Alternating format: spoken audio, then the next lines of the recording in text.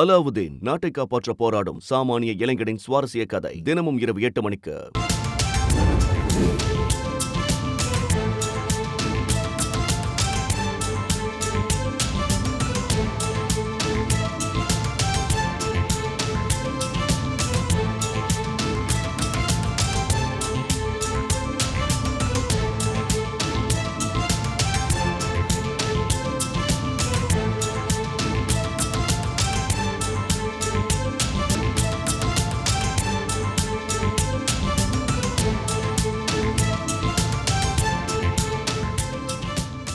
அமெரிக்காவிலிருந்து மேலும் 487 இந்தியர்கள் வெளியேற்றப்பட இருப்பதாக வெளியுறவுத்துறை செயலாளர் விக்ரம் மிஸ்ரி தெரிவித்திருக்கிறார். இது தொடர்பான விவரங்களோடு இணைகிறார் செய்தியாளர் ரமேஷ்குமார். ரமேஷ்குமார், வணக்கம். விவரங்களை பதிவு பண்ணலாம் ரமேஷ்குமார். வணக்கம். அதாவது அமெரிக்காவில் சட்டவிரோதமாக குடியேறிய இந்தியர்களில் முதற்கட்டமாக 104 பேர் நேற்று முன்தினம் பஞ்சாப் மாநிலத்தில் இருக்கக்கூடிய அமிர்தசரஸ் விமான நிலையத்திற்கு திருப்பி அனுப்பப்பட்டனர். இதன் தொடர்ச்சியாக தற்போது மேலும் 487 இந்தியர்கள் நாடு கடத்தப்படும் பட்டியலில் இருப்பதாக வெளியுறவுத்துறை செயலாளர் விக்ரம் மிஸ்ரி தெரிவித்திருக்கிறார். அதாவது அங்கிருந்து நாடு கடத்தப்படக்கூடிய ஃபைனல் ஆர்டர், அதாவது இறுதி அந்த பட்டியலில் மேலும் 487 இந்தியர்கள் இருப்பதாக அவர் தெரிவித்திருக்கிறார்.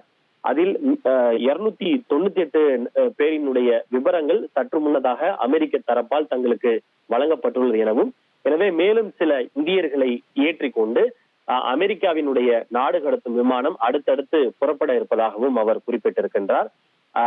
இந்த இந்தியர்கள் தொடர்ந்து நாடு கடத்தப்படுவது மற்றும் அவர்கள் தவறாக நடத்தப்படுவது குறித்த தங்களது கவலைகளை அமெரிக்க தரப்பிடம் தாங்கள் எழுப்பி இருப்பதாகவும், இந்தியர்கள் தவறாக நடத்தப்படுவது தவிர்க்கப்பட வேண்டும் என்று தெரிவித்திருப்பதாகவும் அவர் குறிப்பிட்டிருக்கிறார். இந்தியர்கள் தவறாக நடத்தப்படுவது தவிர்க்கப்பட்டிருக்க வேண்டும் என்றும் அவர் குறிப்பிட்டிருக்கிறார்.